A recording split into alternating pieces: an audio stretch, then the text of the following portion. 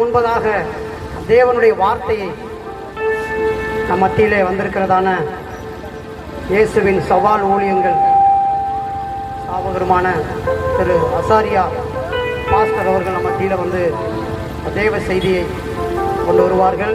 எல்லோரும் அமைதியோடு இருந்து தேவன் கொடுக்கிற அந்த வார்த்தையை நாம் பெற்றுக்கொள்ளுவோம். உற்சாகமாய் கரங்களை தட்டி நாம் வரவேற்போம். Thank you pastor.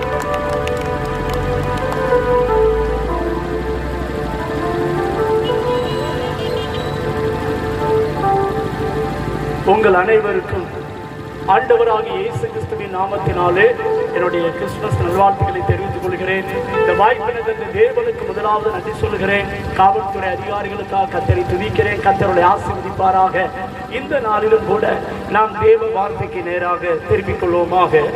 ஏசாயா எழுதின தீர்க்க தரிசன புஸ்தகம்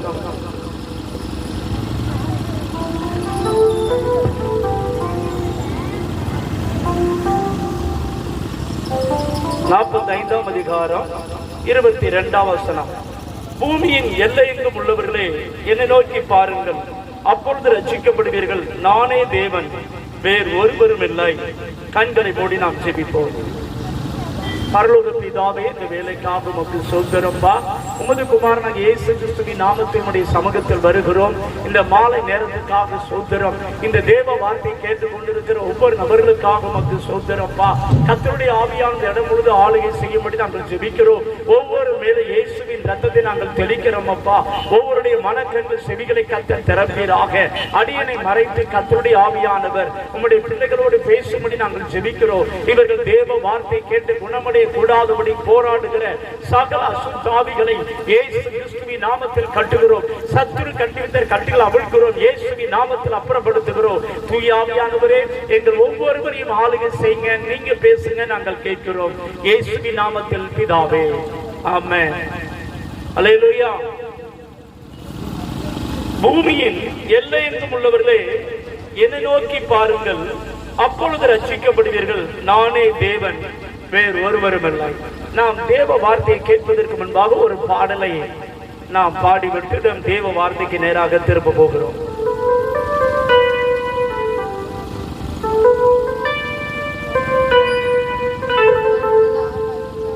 இயேசு அழைக்கிறார், இயேசு அழைக்கிறார். தம் கரங்கள் நீட்டியே இயேசு அழைக்கிறார். அவரை உன்னை தம் கரங்கள் நீட்டியே இயேசு அழைக்கிறார். இயேசு அழைக்கிறார். என் துன்ப நேரத்திலோ ஆறுதல் உனக்களிப்பார். என் துன்ப நேரத்திலோ ஆறுதல் உனக்களிப்பார். என்றுரைத்த இயேசுவை நோக்கினால் எல்லை இல்லா இன்பம் பெற்றிடுவார். என்றுரைத்த இயேசுவை நோக்கினார் எல்லை இல்லா இன்பம் பெற்றிடுவார். இயேசு அழைக்கிறார். இயேசு அழைக்கிறார். இயேசு அழைக்கிறார். இயேசு அழைக்கிறார். அவரை உன்னை தம் கரங்கள் நீட்டியே இயேசு அழைக்கிறார். அவரை உன்னை தம் கரங்கள் நீட்டியே இயேசு அழைக்கிறார். கண்ணீரெல்லாம் துடைப்பார். கண்மணி போல் காப்பார். கண்ணீரெல்லாம் துடைப்பார்.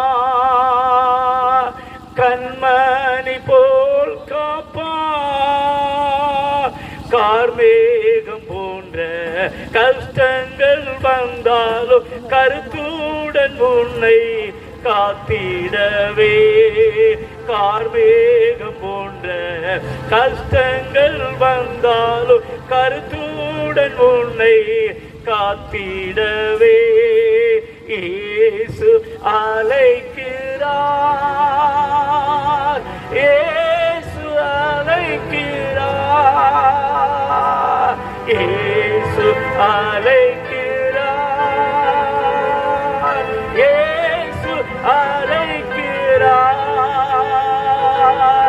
அவரை உன்னை தம் கரங்கள் நீட்டியே இயேசு அழைக்கிறார்.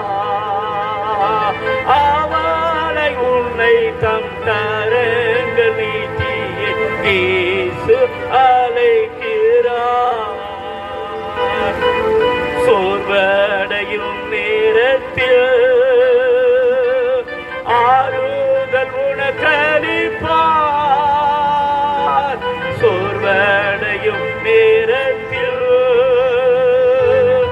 ஆறுதல் உனக்களிப்பார்.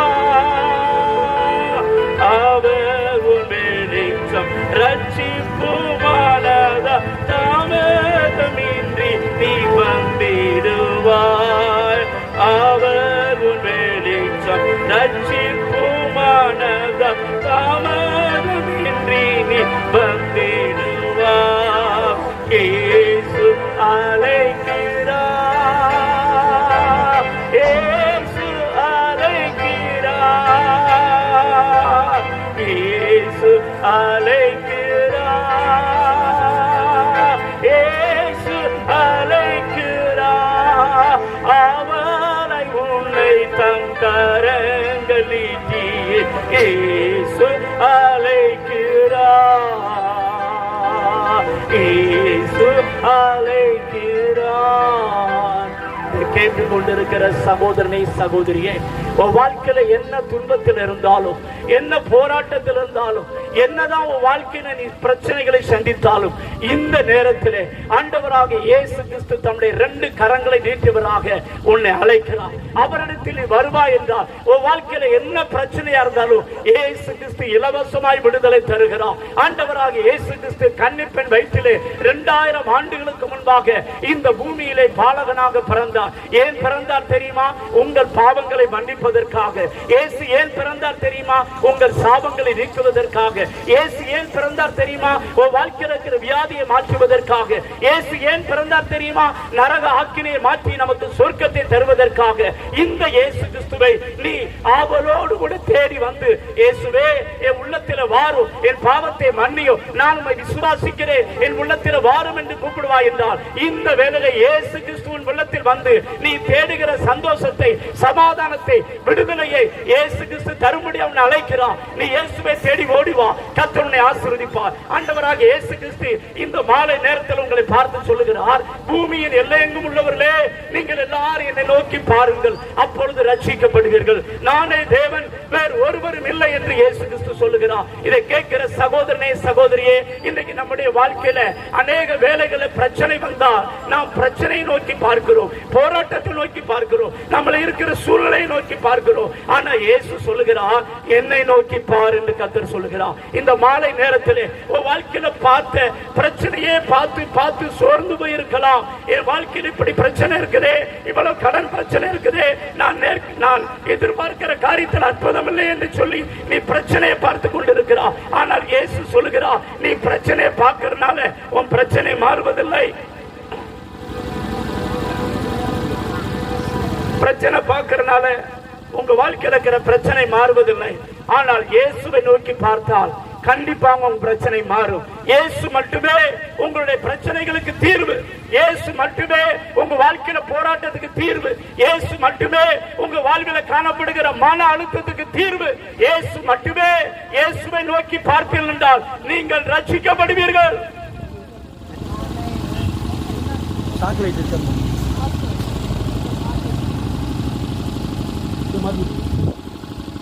ரட்சிப்பு என்றால் என்ன? விடுதலை என்ற அர்த்தம். நீங்கள் தேடுகிற விடுதலையை இயேசு கிறிஸ்து மட்டும்தான் தர முடியும். வேற யாராலும் தர முடியாது.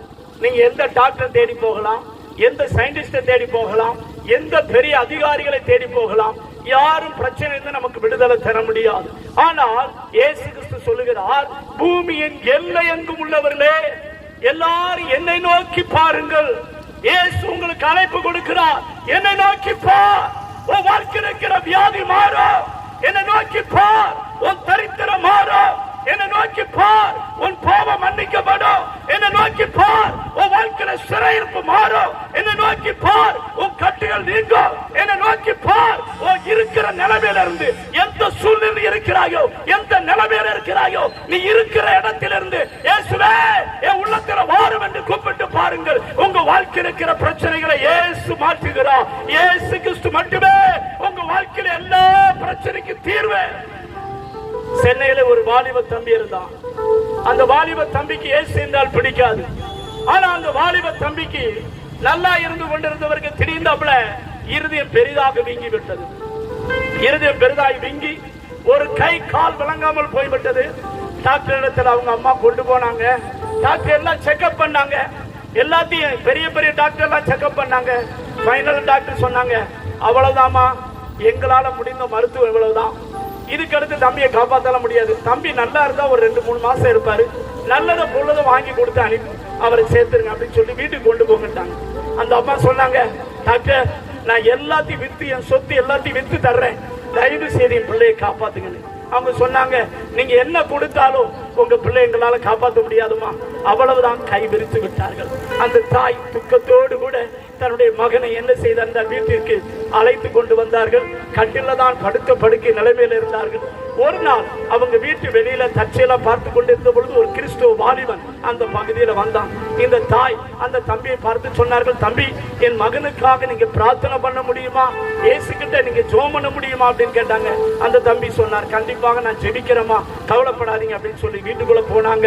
படுத்த படுக்கையிலே இந்த வாலிப தம்பி படுத்திருந்தான். இந்த தம்பியால பேசவோ வேற எந்த காரியம் செய்ய முடியாது. பார்த்து கொண்டிருந்தான், காது கேட்டுக் கொண்டிருந்தது. அவ்வளவுதான், அவருடைய நிலைமை ரொம்ப பரிதாபமா இருந்தது.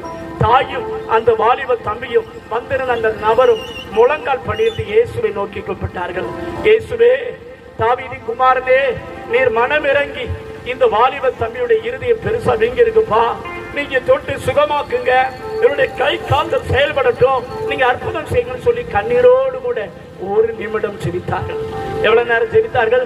ஒரு நிமிடம். அந்த தாயுடைய கண்ணீர், வந்த நபருடைய கண்ணீர், இந்த வாலிப தம்பி அவர்கள் கண்ணீர் விட்டு ஜெபிக்கிறதை பார்த்து கொண்டிருந்தான். நமக்காக ஒரு நபர் கண்ணீர் விடுறாரே, ஆச்சரியமா இருக்கேன்னு. ஆனா அவருக்கு இயேசு மேல நம்பிக்கை எல்லாம் கிடையாது அந்த தம்பிக்கு. ஆனாலும் ஏதோ ஜெபம் பண்றாங்க, சரி நம்ம வேடிக்கை பார்ப்போம்னு பார்த்து கொண்டிருந்தான். ஆனால் அவர்கள் ஜெபித்துக் கொண்டிருந்த பொழுது அந்த அறையிலே ஆண்டவராக இயேசு கிறிஸ்து இறங்கி வந்தார். இயேசு இறங்கி வந்து அந்த வாலிப தம்பியை தொட்டார். உடனே இருதயம் நார்மல் ஆகி கை கால் செயல்பட்டு எழுந்து உட்கார்ந்தார். இயேசு சுகமாக்கினார். அவர்தான் இன்றைக்கு 4 மாவடியில மோகன் சி லாசர்ஸ் என்ற ஊழியக்காரராக ஊழியம் செய்து கொண்டிருக்கிறார். இதை கேட்கிற சகோதரனே, சகோதரியே, பூமியின் எல்லையெங்கும் உள்ளவர்களே எல்லாரும் என்னை நோக்கி பாருங்கள், அப்பொழுது ரட்சிக்கப்படுவீர்கள் அப்படின்னு இயேசு சொன்னார். என்னை நோக்கி பார் அப்படின்னா என்ன அர்த்தம் தெரியுமா? என்னை நோக்கி கூப்பிடுன்னு அர்த்தம். இயேசுவை கூப்பிட்டு பாருங்க. இதுவரைக்கும் யார் யாரையோ நீங்க கூப்பிட்டுருக்கலாம், டாக்டரை கூப்பிட்டுருக்கலாம், உங்களுக்கு தெரிந்த நபர்களை கூப்பிட்டுருக்கலாம். ஆனா யாரும் உங்க பிரச்சனைக்கு தீர்வு தர முடியாது. ஆனா இயேசு கிட்ட வந்தீங்கன்னா உங்க பிரச்சனைக்கு தீர்வு இல்லாமல் நீங்கள் போக வேண்டிய அவசியம் இல்லை. எல்லா கேள்விகளுக்கும் இயேசு தீர்வாக இருக்கிறார். அல்லேலூயா. இயேசு கிறிஸ்துவை கூப்பிட்டு பாருங்கள், உங்க பிரச்சனை மாறும். இயேசு இந்த பூமியில வாழ்ந்து கொண்டிருந்த பொழுது பரிதிமேயு என்று சொல்லக்கூடிய ஒரு குருடன், அவன் பிறவியிலிருந்தே குருடனாக பிறந்தவன். 40 ஆண்டுகள் மேலாக பிச்சை எடுப்பதுதான் வழக்கம். ஆனா அந்த நபர் இயேசுவை குறித்து அறிந்திருந்தான். இயேசு கிட்ட போனா கண் பார்வை கிடைச்சிரும். ஆனா கூட்டு போறதுக்கு யாரும் இல்லை. ஆனா அந்த நபர் வாழ்ந்து கொண்டிருந்தான அந்த நபர் வாழ்ந்து கொண்டிருந்தான எரிகோ பட்டணத்துக்கு இயேசு கிறிஸ்து ஒரு நாள் வந்தார். இயேசு வருகிற பொழுது திரள் கூட்ட ஜனம் அவரை சுற்றி வந்து கொண்டிருந்தார்கள். இவன் எப்பொழுதும் பிச்சை கேட்டுக் கொண்டிருக்கிறவன் மிகப்பெரிய இறைச்சல் கேட்ட உடனே வந்து கொண்டிருந்த நபர்கிட்ட கேட்டான், ஐயா யார் போய்கிட்டு இருக்கா, யார் போய்கிட்டு இருக்கா அப்படின்னு கேட்டான். வந்தவங்க எல்லாம் சொன்னாங்க, இயேசு போய்கிட்டு இருக்கா. யார் போய்கிட்டு இருக்கா? இயேசு போய்கிட்டு இருக்கா. இயேசு போய்கிட்டு இருக்காருன்னு பிச்சை எடுக்கிற ஸ்டாப் பண்ணிட்டு, இயேசுவே தாவீதின் குமாரனே எனக்கு இறங்கும்னு சொல்லி கூப்பிட்டான். இயேசுவே தாவீதின் குமாரனே எனக்கு இறங்கும்னு சொல்லி கூப்பிட்டான். அவன் கூப்பிட்ட உடனே நம்மளா இருந்தா என்ன பண்ணுவோம்? ஒரு குருடை வந்து ஒரு டாக்டருக்கு பண்ணா, வா தம்பி டாக்டர் கூட்டு போறேன்னு சொல்லியிருப்போம். எல்லாரும் அப்படிதான் சொல்லியிருப்பாங்க நம்ம நினைச்சோம். ஆனா பைபிள்ல சொல்லப்பட்டிருக்கு, அவன் கூப்பிட்ட பொழுது மத்தவங்களை, ஏய் குருட்டு போயில, நீ எதுக்குடா இயேசுவை கூப்பிடுற, வாய மூடு வாய மூடுன்னு தடை பண்ணினார்கள். வேதம் சொல்லுகிறது, அவன் அப்படி தடை பண்ணின பொழுதும் முன்னிலும் அதிகமா இயேசுவே தாவீதின் குமாரனே எனக்கு இறங்கோ என்று கூப்பிட்டான். இயேசு போய்கிட்டு இருந்தவர் நின்றார். இதை கேட்கிற சகோதரனே சகோதரியே, இயேசுவை கூப்பிட்டு பார், உன் வாழ்க்கை மாறும். அவன் கூப்பிட்ட பொழுது இயேசு அவர்களுடைய பார்த்துட்டு தான் போய்கிட்டு இருந்தார். ஆனா இயேசுவை நோக்கி அவன் கூப்பிட்டான் பாருங்க, இயேசு நின்றார், அவனை அழைத்தார். அவனை அழைத்து கொண்டு வந்தார்கள். இயேசு கேட்டார், நான் உனக்கு என்னப்பா செய்யணும் அப்படின்னு. அவன் சொன்னான், நான் பார்வையடைய வேண்டும் அப்படின்னா. இயேசு சொன்னார், உன் விசுவாசம் உன்னை ரட்சித்தது என்றார். அடுத்த வினாடி அவன் கண் பார்வை திறக்கப்பட்டது. இதை கேட்கிற சகோதரனே சகோதரியே, அவன் மட்டும் அன்னைக்கு ஒரு நாள் இயேசுவை நோக்கி கூப்பிடாவிட்டால் இந்த பூமியில குருடனாக வாழ்ந்து குருடனாவே செத்து போயிருப்பான். அந்த பரிதிமை குருடனை குறித்து நாம் இன்றைக்கு பைபிள்ல வாசிச்சிருக்க முடியாது. ஏதோ 10 11 வாழ்ந்தா கிறிஸ்டி அதோட முடித்திருக்கும். ஆனா அவன் இயேசுவை நோக்கி கூப்பிட்டான் பாருங்க, இயேசுவை நோக்கி பார்த்தான் பாருங்க, அவன் முகம் வெக்கப்பட்டு போகவில்லை. இயேசு அவன் கண்களை திறந்தார். இதை கேட்கிற சகோதரனே சகோதரியே, இயேசுவுக்கு ஒரு வாய்ப்பு கொடுத்துப்பா. இதுவரைக்கும் யார் யாரையோ கூப்பிட்டுருக்கலாம். உன் வாழ்க்கையில இருக்கிற நிலைமையில இருந்து நீ என்ன சிச்சுவேஷன்ல இருந்தாலும் சரி, இயேசு கிறிஸ்து சொல்லுகிறார், இருக்கிற நிலைமையில இருந்து என்னை நோக்கி பா, என்னை நோக்கி பார்ப்பா என்றால் நீ ரட்சிக்கப்படுவா. இயேசுவை நோக்கி கூப்பிட்டு பாருங்க, இயேசுவை நோக்கி ஜெபம் பண்ணி பாருங்க. இயேசுப்பா, என் உள்ளத்துல வாரும், என் பாவத்தை மன்னியும், என் கண்களை திறந்தருளும் சொல்லி பாருங்க. இயேசு உங்க வாழ்க்கையில அற்புதம் செய்வார். அந்த பரிதிமை குருடன் தடை வந்த பொழுதும் இயேசுவை நோக்கி கூப்பிட்டான். இயேசுவை தேர்றதுக்கு பல தடை வரத்தாங்க செய்யும். பாவம் செய்யறதுக்கு தடையே வராது இந்த உலகத்துல. இந்த உலகம் முழுவதும் நீங்க பாருங்களேன், தண்ணி அடிக்கிறதுக்கு ஏதாவது தடை இருக்குதா? விபச்சாரம் பண்றதுக்கு தடை இருக்குதா? சிகரெட் அடிக்கிறதுக்கு தடை இருக்குதா? என்ன பாவம் செஞ்சாலும் இந்த உலகம் கேட்காது. ஆனா இயேசுவை கூப்பிட்டா தடை வரும். ஏன் தெரியுமா? இயேசு மட்டுமே வழியும் சத்தியமும் ஜீவனுமாய் இருக்கிறார். இயேசு சொன்னார், நான் உலகத்துக்கு ஒளியாய் இருக்கிறேன், என்னை பின்பற்றுகிறவன் இருளில நடவாமல் ஜீவ ஒளி அடைந்திருப்பான் என்று சொன்னார். இந்த உலகம் முழுதும் பாவம் என்ற இருளுக்குள்ள கிடக்குது, சாபம் என்ற இருளுக்குள்ள கிடக்குது, விபச்சாரம் என்ற இருளுக்குள்ள கிடக்குது, சாராய குடி என்ற இருளுக்குள்ள கிடக்குது. இருளுக்குள்ள இருக்கிறவங்களை பார்த்து, ஐயா இதை விட்டுருங்க, இதை விட்டுருங்க, இதை விட்டுருங்கன்னு சொன்ன விட முடியாது. எந்த மனிதனும் தன்னைத்தானே ரட்சித்துக் கொள்ள முடியாது. எந்த மனிதனும் தன்னைத்தானே பாவத்திலிருந்து விடுவிக்க முடியாது. மற்றவங்க சொல்றதுனால, ஆலோசனை சொல்றதுனால விடுவிக்க முடியாது. கவர்மெண்ட் எவ்வளவு நல்ல காரியங்களை சொல்லுது, இதெல்லாம் செய்யாதீங்க, இதெல்லாம் செய்யாதீங்கன்னு கவர்மெண்ட் சொன்னாலும் யாரும் அதை கேட்பதில்லை. ஏனென்றால் பாவத்திலிருந்து இந்த உலகத்தில் இருக்கிற யாராலும் எந்த மனிதனையும் யாரும் விடுவிக்க முடியாது. ஆனால் இயேசு கிறிஸ்து மட்டுமே பாவத்திலிருந்து விடுதலை தருகிற தெய்வம். அல்லேலூயா. இயேசு உலகத்தில் வருவார் என்றால் பாவம் என்ற இருள் உங்களை விட்டு விலகும், சாபம் என்ற இருள் உங்களை விட்டு விலகும், வியாதி என்ற இருள் உங்களை விட்டு விலகும்.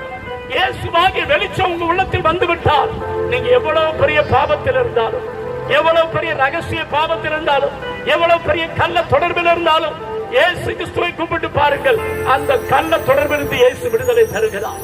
இயேசுவை கூப்பிட்டு பாருங்கள், உங்க வாழ்க்கையில விட முடியாத பாவங்களுக்கு இயேசு விடுதலை தருகிறார். இயேசுவை கூப்பிட்டு பாருங்கள், உங்க வாழ்க்கையில தரித்திரத்திலிருந்து இயேசு விடுதலை தருகிறார். இயேசு கிறிஸ்து சிலுவையில் அறையப்பட்ட பொழுது வலது பக்கத்தில் ஒரு கல்லன், இடது பக்கத்தில் ஒரு கல்லன், அவர்களும் சிலுவையில் அறையப்பட்டார்கள். ஆனா அவர்கள் தவறு செய்ததனால் அறையப்பட்டார்கள். இயேசு எந்த தவறும் செய்யவில்லை. பிலாத்து ரோம அதிகாரி சொல்லுகிறார், இயேசுவினிடத்தில் நான் ஒரு குற்றத்தை காணவில்லை. இயேசு ஒரு குற்றம் இல்லாதவர், ஆனால் சிலுவையில் அறையப்பட்டார். எதற்கு தெரியுமா? உங்க பாவத்தை, ஏன் பாவத்தை, ஏன் இந்த உலகத்தில் உள்ள எல்லா பாவத்தையும் இயேசு சிலுவையில தன்மையில் ஏற்றுக்கொண்டார். எந்த மனிதன் இயேசுவை நோக்கி பார்த்து இயேசுவே என் உள்ளத்துல வாரும், என் பாவத்தை மன்னியும், எனக்கு விடுதலை தார்வு கூப்பிடுறாங்களோ அவங்களுக்கு இயேசு கிறிஸ்து இலவசமாய் விடுதலை தருகிறார். அல்லேலூயா. இயேசு அப்படி சிலுவையில தொங்கின பொழுது ஒரு கள்ளன் இயேசு சொல்லுகிற வார்த்தைகளை கவனித்தான். இயேசு சிலுவையில் அறையப்பட்ட போது கீழே நின்ற எல்லா மக்களும் பரியாசம் பண்ணினார்கள். இவர் தேவகுமாரனாம், தேவகுமாரன் என்றால் எதற்கு சிலுவையில தொங்க வேண்டும்? இவர் அப்படியே உயிரோடு எழுந்து அந்த சிலுவை விட்டு இறங்கி வந்து நான் தெய்வம் என்பதை நிரூபித்தால் நாங்கள் ஏற்றுக்கொள்கிறோம் பரியாசம் பண்ணினார்கள். ஆனா பரியாசம் பண்ணவங்களை பார்த்து இயேசு என்ன சொன்னார் தெரியுமா?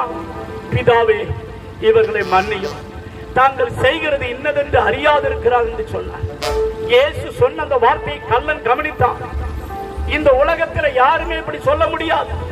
தன்னை பரியாசம் பண்றவங்களை, தன்னை துன்பப்படுத்தினவங்களை, தன் மேல் காரி துப்பினவங்களை, தன்னை சாட்டையினால் அடித்தவர்களை, பிதாவே இவர்களை மன்னியும், தாங்கள் செய்கிறது இன்னதென்று அறியாதிருக்கிறார் என்று யாரும் சொல்ல முடியாது.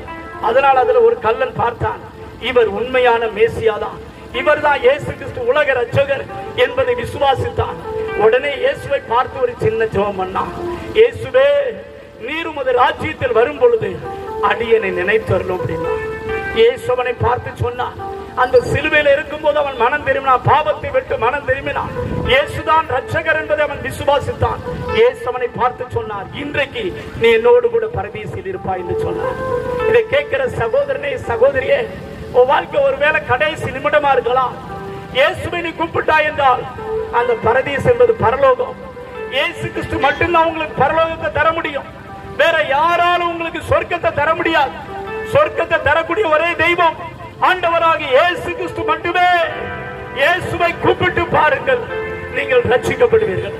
இயேசுவை கூப்பிட்டு பாருங்கள், உங்க கண்ணீர் துடைக்கப்படும். இயேசுவை கூப்பிட்டு பாருங்கள், உங்க வாழ்க்கையில எல்லா தரித்திரமும் மாறும். இயேசு கிறிஸ்து இந்த உலகத்துல வாழ்ந்த நாட்கள்ல பாத்தீங்கன்னா, ஒரு சகோதரி அவங்க மகள் பிசாசினால் கொடிய வேதனைப்பட்டு கொண்டிருந்தார்.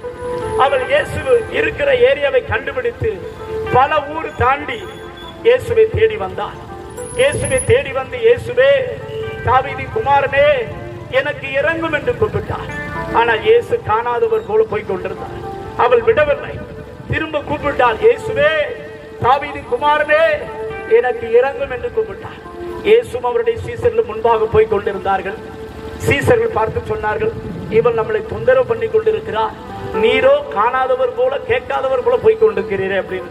உடனே இயேசு சொன்னார், நான் காணாமல் போன இஸ்ரவேல் வீட்டார்களுக்கு அனுப்பப்பட்டேன் என்று வேறபடி அல்ல அப்படின்னு சொல்லி பேசி கொண்டிருக்க. அதுக்கு என்ன அர்த்தம்னா, நம்ம பாஷையில சொன்ன போனா என்னுடைய பிள்ளைகளுக்கு தான் அற்புதம் செய்வேன், மற்றவங்களுக்கு நான் அற்புதம் செய்வதில்லை அப்படிங்கிறது போல் பேசி கொண்டிருந்தார்.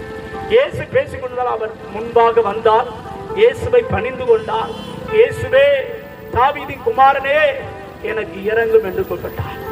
உடனே இயேசு இப்பொழுது நேரடியாக பார்த்து அந்த சகோதரியை பார்த்து பேசினார். பிள்ளைகளின் அப்பத்தை எடுத்து நாய்க்குட்டிகளுக்கு போடுகிறது நல்லதல்ல என்று சொன்னார். ஆண்டவர் சுருக்கமா சொல்ல போனா அவளை நாயின்னு திட்டல. ஆனா நிறைய பேர் அப்படித்தான் நினைக்கிறாங்க. நாய்ங்கிறது என்ன அர்த்தம் அப்படின்னா, நாய் தான் கக்கினதை திரும்ப தின்னும். அதுக்கு என்ன அர்த்தம்னா, நீ பாவத்துல வாழ்றமா, நீ பாவத்துல வாழ்றதுனால உன் மகளுக்கு பிசாசு போராட்டம், நீ உன் பாவத்தை விட்டேனா நான் உனக்கு அற்புதம் செய்வேன் இயேசு சொன்னார். உடனே அவள் தன் தப்பை ஒத்துக்கொண்டாள். நான் மெய்யான நாய்க்குட்டி தான். ஆனா நாய்க்குட்டிகள் எஜமான்களின் மேசையிலிருந்து விழும் துணிக்கைகளை தின்னுமே அப்படின்னு சொல்றான். உடனே இயேசு சொன்னார், ஸ்திரியே, உன் விசுவாசம் உன்னை ரட்சித்தது, நீ போகலாம், பிசாசு உன் மகளை விட்டு நீங்கிட்டு அப்படின்னா. அடுத்த வினாடி அவங்க மகள் இருந்தது வெளியூர். ஆனா இயேசு சொன்ன அடுத்த வினாடி அந்த பிசாசு நீங்குது. பிசாசினால் வேதனைப்பட்டு அவள் மகள் சுகத்தை பெற்றுக் கொண்டாள். இன்றைக்கு இதை கேட்டுக்கொண்டிருக்கிற சகோதரனே, சகோதரியே, உன் வாழ்க்கையில இரவில தூக்கம் வராம, நிம்மதி இல்லாம, சொப்பனங்களினால் கலங்கி போயிருக்கிறாயா? இயேசுவை நோக்கி கூப்பிட்டு பார். இயேசுன்னு சொன்னா பிசாசு ஓடும். இயேசுன்னு சொன்னா மந்திரவாதம் அழியும். இயேசுன்னு சொன்னா எந்த சக்தியும் எதிர்த்து நிற்க முடியாது. இயேசுவை கூப்பிட்டீங்கன்னா மந்திரவாதத்துக்கு பயப்பட வேண்டிய அவசியம் இல்லை. இயேசுவை கூப்பிட்டீங்கன்னா அவங்க எங்களுக்கு மந்திரவாதம் பண்ணிடுவாங்க, இவங்க எங்களுக்கு பில்லி சூனியம் பண்ணிடுவாங்க, இவங்க எங்களை அழிச்சிருவாங்கன்னு சொல்லலாம். ஆனா ஜீசஸ் கூப்பிட்டு பாருங்க, ஜீசஸ் அப்படின்னு கூப்பிட்டு பாருங்க, எந்த மந்திரவாதமா இருந்தாலும் அழியும், எந்த தீய சக்தியா இருந்தாலும் அழியும். மந்திரவாதிட்ட போய் கேட்டு பாருங்களேன், இயேசுன்னு சொல்லுங்களேன், அவங்க என்ன சொல்றாங்க தெரியுமா? எங்க மந்திரம் ஒண்ணும் பலிக்காது சார், இயேசுவுக்கு முன்னாடி எந்த மந்திரவாதமும் பலிக்காது. இயேசுவுக்கு முன்னாடி எந்த பிசாசும் செய்ய முடியாது. இயேசுன்னு கூப்பிட்டா கர்த்தர் உங்களுக்கு விடுதலை தருவார். இதை கேட்கிற சகோதரனே, ஆண்டவர்களை பார்த்து சொல்லுகிறார், பூமியின் எல்லை எங்கும் உள்ளவர்களே எல்லாரும் என்னை நோக்கி பாருங்கள். பூமியின் எல்லை எங்கும் உள்ளவர்களே எங்க இருந்தாலும் சரி என்னை நோக்கி பார், நீ ரட்சிக்கப்படுவாய். என்னை நோக்கி கூப்பிடுவாய் என்றால் நீ விடுவிக்கப்படுவாய். என்னை நோக்கி கூப்பிடுவாய் என்றால் உன் வாழ்க்கையில சமாதானம் கிடைக்கும். என்னை நோக்கி கூப்பிடுவாய் என்றால் உன் வாழ்க்கையில ஆறுதல் கிடைக்கும். இறுதியா ஒரு காரியத்தை சொல்லி நாம் ஜெபிக்க போகிறோம். ஒரு அம்மா, வயதான தாயானவர்கள், அவர்களுக்கு இயேசுவை கொஞ்சம் தெரியும். ஆனா அவர்கள் வாழ்க்கையில பாத்தீங்கன்னா மூச்சு விட முடியாதபடிக்கு பிசாசு அவர்கள் வாழ்க்கையில போராடினார். அவர்களுக்கு திடீர்னு நைட்டு 10 மணிக்கு மேல மூச்சை அடைக்கிறது போல, ஹார்ட் அட்டாக் வர்றது போல பயமா இருக்கும். அப்ப இயேசு இயேசு அப்படின்னு கூப்பிடுவாங்க. கூப்பிட்டா பாத்தீங்கன்னா அந்த இதுல இருந்து அவங்க விடுதலை பெறுவாங்க. ஒரு நாள் தற்செயலாக ஒரு பாஸ்ட் வீட்டுக்கு போயிருந்தார்கள். அப்படி போன நேரத்தில் அதே போல அந்த பிசாசு வந்து என்ன செய்யுதுன்னா போராடினது. ஏசப்பா ஏசப்பான்னு கூப்பிட்ட பொழுது பிசாசால ஒன்றும் பண்ண முடியல. உள்ளத்துல இருந்து பாஸ்ட் வெளியே வந்தார். என்னம்மா ஏன் இப்படி கத்துறீங்க, பிசாசு போராடுறது போல தெரியுதுன்னு சொல்லி அவர் ஜெபிக்க ஆரம்பித்தார். ஜெபித்த பொழுது பிசாசு வெளிப்பட ஆரம்பித்தது. அது வரைக்கும் நடித்துக் கொண்டு மறைந்து கொண்டு இருந்த பிசாசு சொல்லிச்சு, நான் இவ உயிரை பிடிச்சி கொண்டு போயிடலான்னு சொல்லி எத்தனையோ முறை ட்ரை பண்ணிட்டேன். இவ உயிரை எப்படியாவது எடுத்துருன்னு சொல்லி உயிரை எடுக்காம இவளை விடக்கூடாதுன்னு சொல்லி போராடினேன். ஆனா இவ நான் எப்பெல்லாம் உயிர் எடுக்க வர்றனோ அப்பொழுது இயேசு ஏசப்பா ஏசப்பான்னு கூப்பிடுறா. என்னால உயிர் எடுக்க முடியல. என்னால என்ன எடுக்க முடியல? உயிர் எடுக்க முடியல. பாஸ்டர் சொன்னார், இயேசு பேரை சொன்னா பிசாசு உன்னால ஒண்ணு என்ன செய்ய முடியாது, பண்ண முடியாது. இப்ப நான் உனக்கு சொல்றேன், இயேசுவின் நாமத்துல இந்த அம்மா விட்டு நீ நிரந்தரமா என்ன செய்யணும், இயேசுவின் நாமத்துல வெளியே போ அப்படின்னு கமான் கொடுத்து சோமனார் பாருங்க. அசுத்தால் வெளியே போச்சு. இயேசு கிறிஸ்து அந்த அம்மா விடுதலையாக்கி ரட்சித்தார். கைகளை தட்டி கத்தர மகிமைப்படுத்துங்க பார்க்கலாம். ஹல்லேலூயா. அதனால கேட்கிற சகோதரனே சகோதரியே, உங்க வாழ்க்கை ஆபத்து நேரத்துல நீங்க யாரா இருக்கலாம், நீங்க எந்த நிலைமையில இருக்கலாம், இயேசுவுக்கு ஒரு 5 நிமிஷம் கொடுத்து பாருங்க. தனிமையில இருந்து இயேசுவே என் உள்ளத்துல வாருன்னு கூப்பிட்டு பாருங்க. இயேசு உங்க உள்ளத்தில் வருவார். நீங்க என்ன பிரச்சனை இருந்தாலும், என்ன மன அழுத்தத்தில் இருந்தாலும், என்ன குழப்பத்தில் இருந்தாலும், இயேசப்பா என் உள்ளத்துல வாரும், இந்த குழப்பத்திலிருந்து எனக்கு விடுதலை தாருன்னு கூப்பிட்டு பாருங்க. இயேசு வருவார்.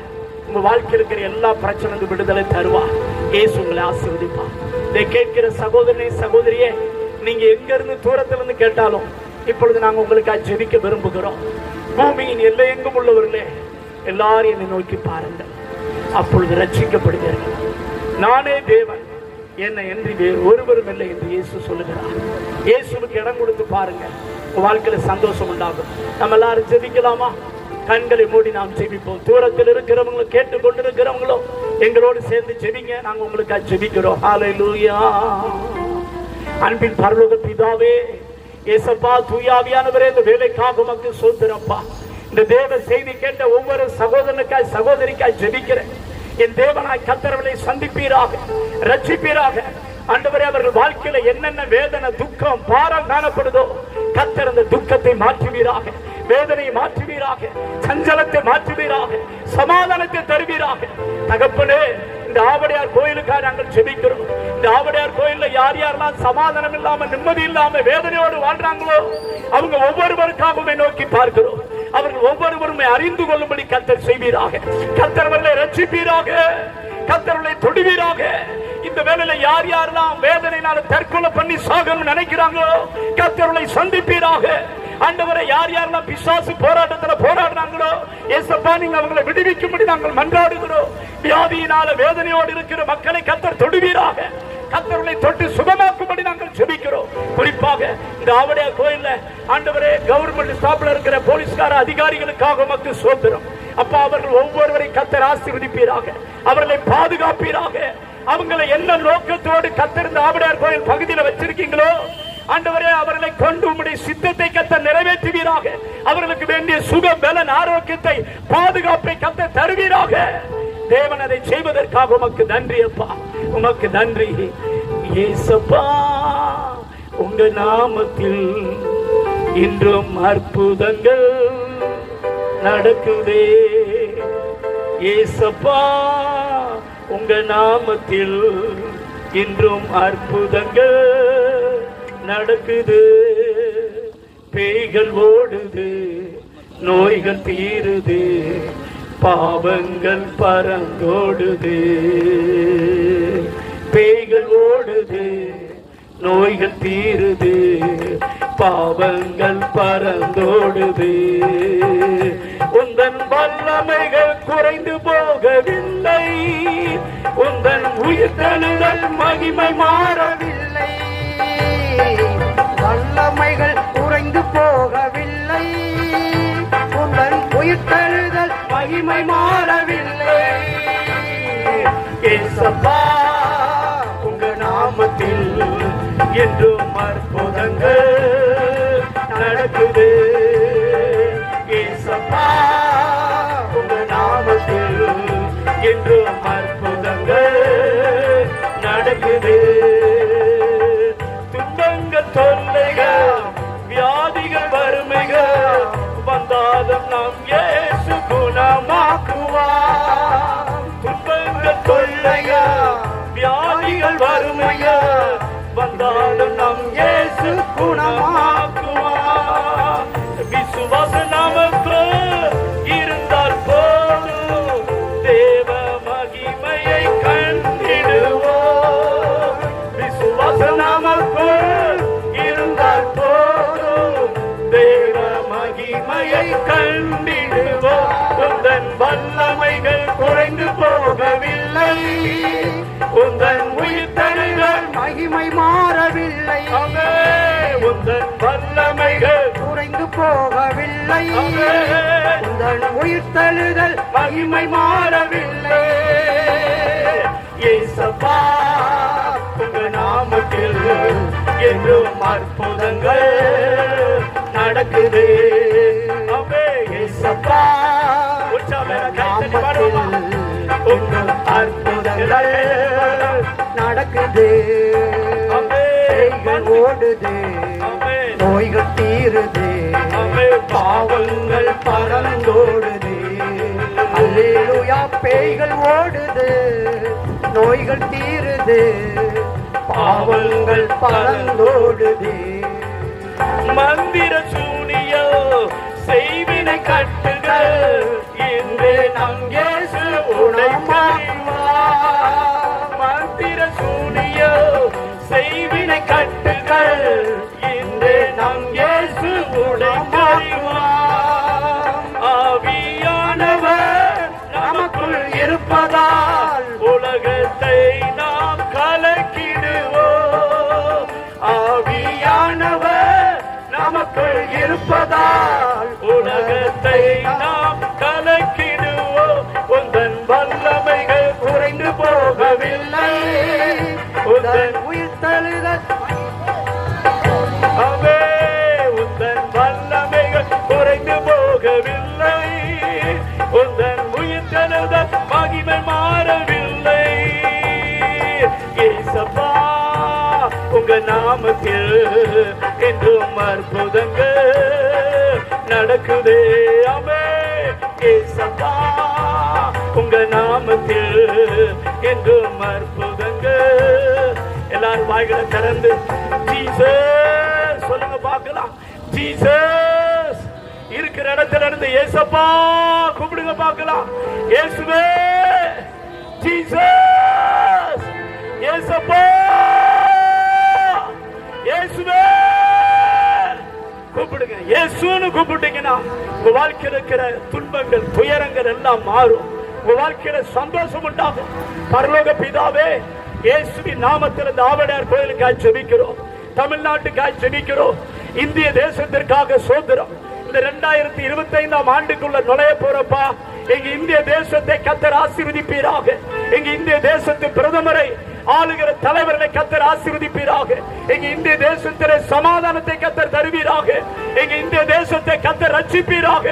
இயற்கையினால் வருகிற பேரழிவுகளுக்கு இந்த தேசத்தை விலக்கி பாதுகாக்கும்படி ஜெபிக்கிறோம். கொள்ளை நோய்களுக்கு கர்த்தர் விலக்கி காப்பீராக, விபத்துகளுக்கு விலக்கி பாதுகாப்பீராக.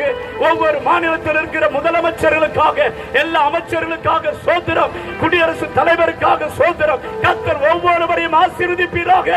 பரலோக தேவனே, ஆளுகிற தலைவர்களுக்கு ஞானத்தை தந்து எங்கள் இந்திய தேசத்தை அவர்கள் சரியா நடத்த கர்த்தர் உதவி செய்வீராக.